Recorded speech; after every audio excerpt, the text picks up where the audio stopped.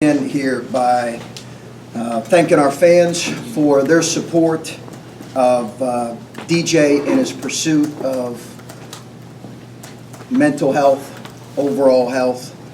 The wide, vast majority of our fans, I know, are so unbelievably supportive of him in that, and I want to just thank our fan base for that.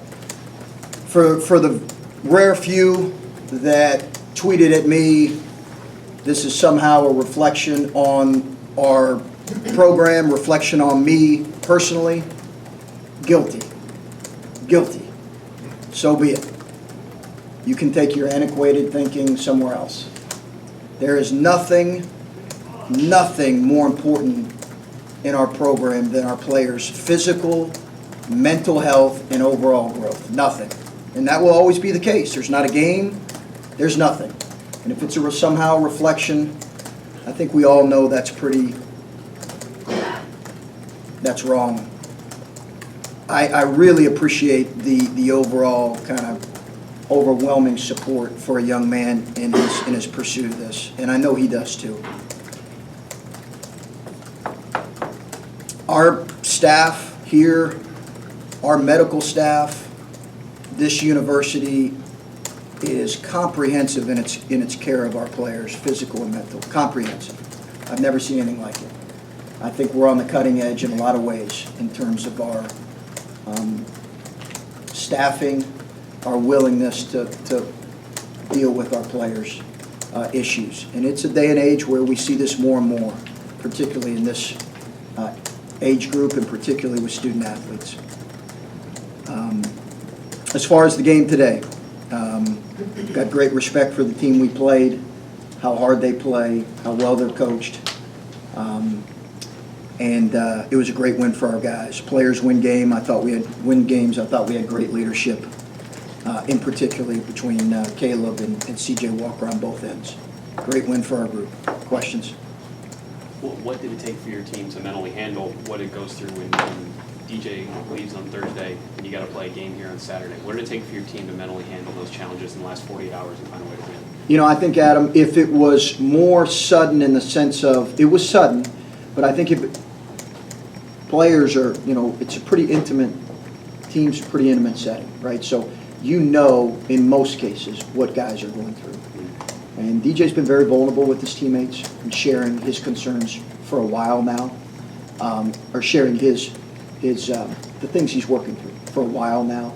So I don't know, while his departure was sudden, I don't know that it came as a great surprise. He shared with the team on Thursday, thought he was very honest with them. They embraced him both literally and figuratively, and we did as a group, and we moved on to practice on Thursday. I know this is obviously an indefinite situation. What are your plans as far as communication and I guess going forward, how do you approach this with him to make sure that he's getting what he needs and that you guys have line of communication? It's uncharted territory, so I'll keep some of those. I'll be led and guided by our medical staff on that and by Gene Smith. Fortunately, I've got an AD that he was my first call, and he's as understanding, and I know DJ and his family appreciate that too. He is so willing. How can we help this young man? That was Gene Smith's first response. How can we help this young man? And that's been his case all year. Kind of to shift things to today's game, you guys played a pretty quality game offensively. Only 10 turnovers. I think the first time you guys played them, I think you guys had 16 turnovers. What did you see just like on first look from your team today? Yeah, a little better paint decisions overall. I thought we just had a little better paint decisions. We struggled early with some post-feet turnovers. That's been a bugaboo for us throughout the year. But just some better overall paint decisions, which created a high assist number. So is it just when it comes to like post-entry stuff, because that's a problem in basketball now? Yeah. Like how do you... Yeah. Work on it every day. You're exactly right. It's hard. Kids don't do it anymore. It's very rare that the guys are throwing to the post. What are they doing? Dribble, creating now, playing off ball screens. So we just got to work on it every day. It's literally something we got to work on every day.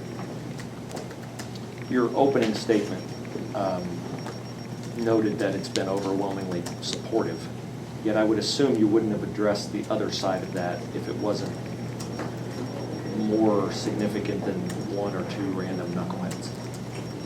I just think, listen, criticize our program, me, for whatever X and O you want to. You're entitled to that. I think this is idiotic thinking. It's my opinion. I think, or listen, if that's your thinking, that's fine. We're guilty of it. We're going to support this kid. We believe that's the best thing to do.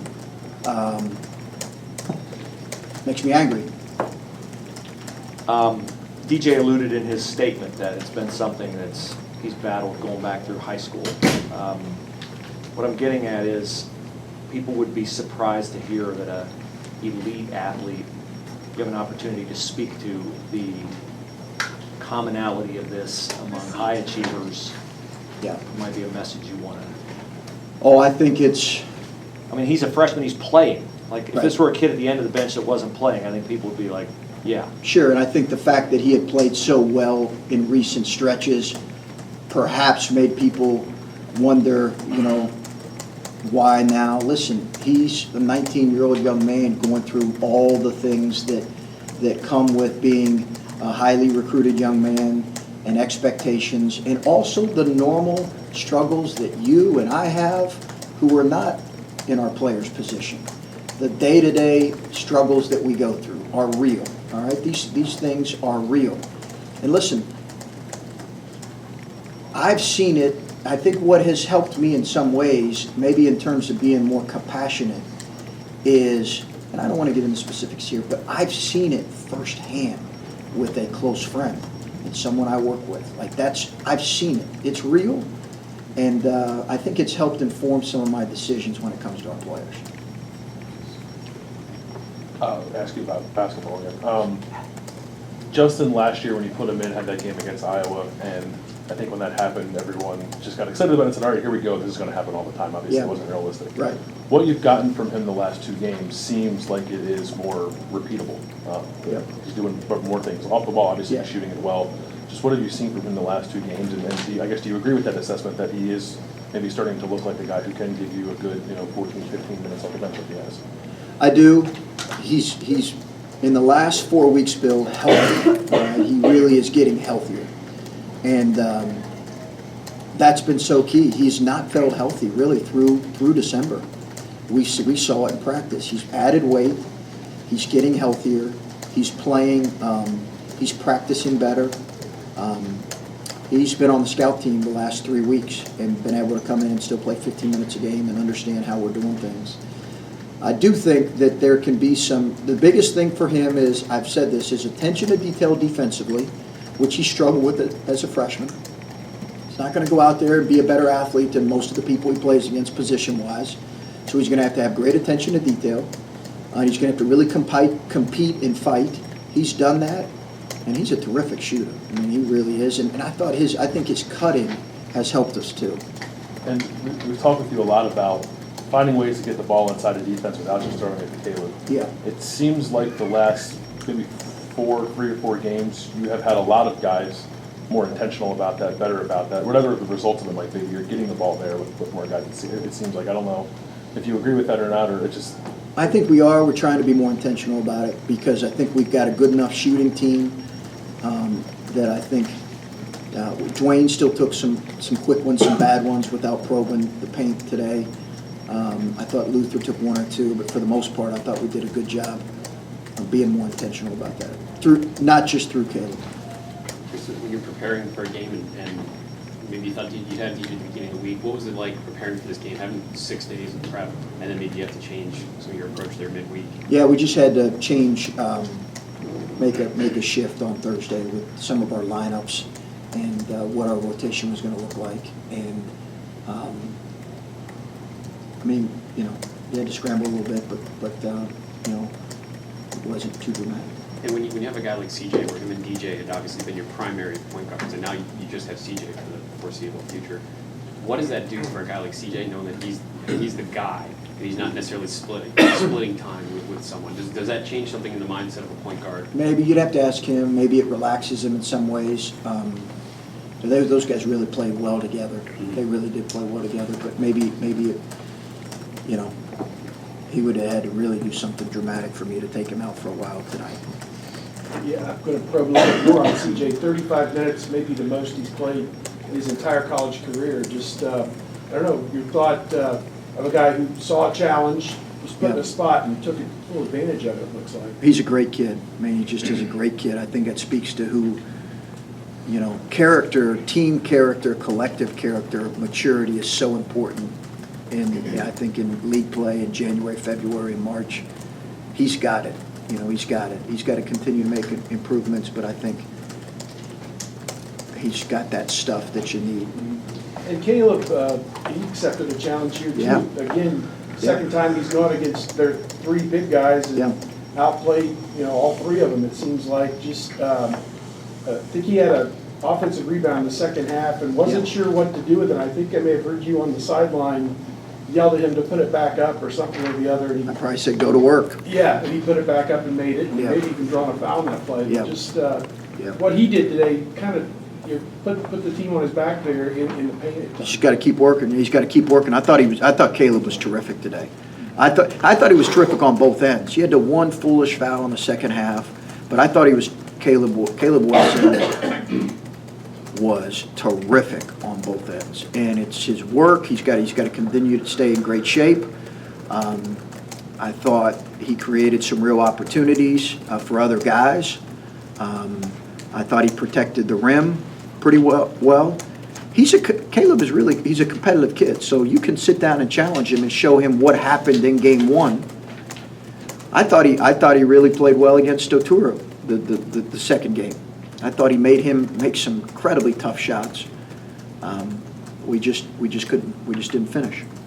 Going back to CJ, as Steve said, 35 minutes. Is that a product of, hey, we just had a couple of days? Is that what you're going to need from him while DJ's out, or do other guys need to kind of handle that? Yeah, I think it'll vary. I mean, Dwayne will need to play. Danny Hummer as well. Some potentially, obviously, if there's foul issues. But yeah, I think we're going to need his minutes to be increased for sure. Then when he's not in the game, I think Dwayne was your point guard today when he wasn't in there. What's your level of confidence with him running the show right now? He's a really good ball handler. He picks up things so he can know the actions we're trying to run, the sets we're trying to run. Those are not issues. He's becoming a little bit better passer at finding things. He doesn't turn it over a lot now. He also doesn't have a lot of assists, but he doesn't turn it over a lot. He's a little bit of a bigger guard, so he provides different, better size for us. He's just got to continue to work on his defensive game and his offensive efficiency. He just does. I want to ask one more about DJ. He's 19 years old, and you say this is uncharted territory for you. I'm assuming, like in the past, you might have had other players going through some sort of struggles, and they didn't make this decision. What does that tell you about someone of his age that they're willing to make this decision? I think it's brave on his part, and it's what needed to happen. There's nothing more important. So I thought it was a brave move on his part and fully supported by us. And I'm sure there'll be others in the future. We talked to you earlier this week. You stressed how good this team was, Indiana, at rebounding and their physicality. Yeah. One offensive rebound in the first 33 minutes. What does that say to you? Thought we were good on that, and I thought we were good on the glass. I thought we competed there. That was a major emphasis for us coming in because their free throw rate's really high in the league, and their free throw or their rebounding. So it was a point of emphasis. Guys did a great job. And Chris, how big a lift could this be for you, being a man down now 2 in a row? Yeah. You know, Clay, I don't think you ever make too much of one game or 2 games or a stretch. And listen, I say that in winning stretches. I say that in losing stretches. So don't think I'm just saying it. I just think it's reality. This league is brutal. I'm sure there'll be some upsets, quote unquote upsets. Ranked team loses on the road. Shocking upset. Give me a break. So it's life in this league. We just got to keep getting better. Chris, your offense today seemed to shoot with a little more confidence. You guys, but you had mentioned that you guys pulled the trigger a little early. Are you more apt to be okay with that when you know these guys are shooting confidently in a game? Because there for a while, you guys weren't shooting very confidently for a long stretch. Yeah, I think it's the right guy shooting. I don't want Justin shooting it early. Demonstrated performance is what affects your confidence one way or the other. So guys just got to get in the gym. They got to earn it. And, yeah, I liked how they were shooting it. And you guys gave up 90 on the road at Penn State, and now in 3 straight games, even though loss, it was 62, 59, and then 59 again. What did you say from the defense that's starting to improve and turn a corner? Yeah, I don't look at points as much as I do efficiency, and we're okay. We're not where we need to be yet. This is probably shock of people who really watch us. They think they've got it figured out. Offensively, our numbers are very good. Offensive efficiency. Defensively is where we have to take some steps forwards. Are you seeing those? Not enough. You have alluded to this conference and how difficult it is going on the road for 2 in a row. Yeah. The last time you went on the road for 2 in a row, Maryland and Indiana didn't Yeah. go well. Your thoughts on 2 games from 500? It could be a very productive week, but it's also a big challenge. I'm thinking about tomorrow, Bruce. So I know we got 2 games, and we have to play better on the road. I did think we played better at Northwestern on the road. Now you can say it's Northwestern. Look at Northwestern scores. They played competitive in a lot of games. It's just about we got to continue to play a little tougher, not a little tougher, a lot tougher, harder, and got to be a little smarter in some areas. I think, I'm not even sure. I know what our next one is. I'm not sure. I think I know our one after that. They're 2 really good teams, so we're going to have to play really well. Coach, when Commissioner Warren visited Indiana, it was earlier this week or last weekend, he talked a lot about mental health and wellness and stuff like that. I mean, what are these conversations between coaches, administrators, league administrators, and stuff like that, in terms of putting players in the right situation? Well, listen, I've got definitely what I think is the most supportive, knowledgeable, experienced, and best AD in the country. So he the guy that I lean on to get my advice when it comes to this is very keyed into this in Gene Smith. And he's really put things in place here to make sure our guys are aware that they have the support that they need. And I know that also comes from our league office. I've not had direct conversations, but I know that comes from them. And just in terms of what you've seen maybe in past years as opposed to few years ago, 5-10 years ago, I mean, in terms of trying to eliminate that stigma around athletes, especially high-profile athletes, what are the conversations you have with your team and making sure that they're comfortable stepping up when they need the help? We talk about it. I see a therapist. We talk about it. Part of the reason I see a therapist is because some of you in this room, but I see a therapist. We talk about it. It's real life stuff. It's real life stuff, and I think that's the only way to eliminate any type of stigma. That's it. It's real life stuff, and we're about the real life stuff with our players. You had 19 assists on 26 baskets today. The ball, Indiana was just looking like they were moving like crazy just to catch up. Has the big difference been with Caleb not maybe being the focal point and giving him more time to create in other ways? Yeah, we've always talked about balance, needing balance. I said that last year about this time. The 5 men are too good in this league. The defenses are too good. The length and size is too good to just think you can play smash mouth for 40 minutes. It's just, do we all know that by now? I think we do. So we need some more diversity. I think we had that, and that was good to see. And that includes Caleb's diversity. Sometimes there's no perfect way to ask a question, so I'll say that up front. I know expectation is the wrong word, and I know your answer to when will DJ be back is when DJ's ready to come back. But is there anything you can say in between those two kind of concepts for people to frame a realistic? I mean, is this unlikely to see him again this year? Is there anything you can say to a time frame? Not really. Without putting pressure on it? I can't comment on it because I think it's too early in the process. I can't, I wouldn't feel comfortable commenting on that. Okay.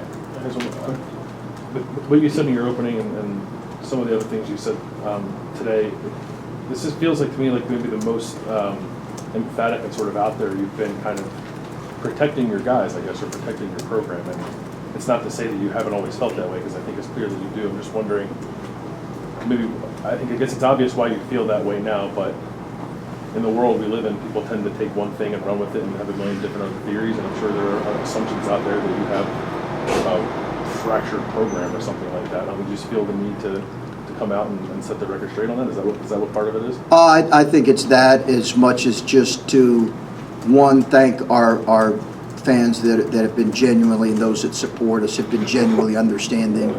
And then just, I think, I can't be more emphatic about that thinking and how damaging that can be. And damaging to players, damaging to coaches. We're always going to be about the player. It's bottom line. We're always going to be about the player.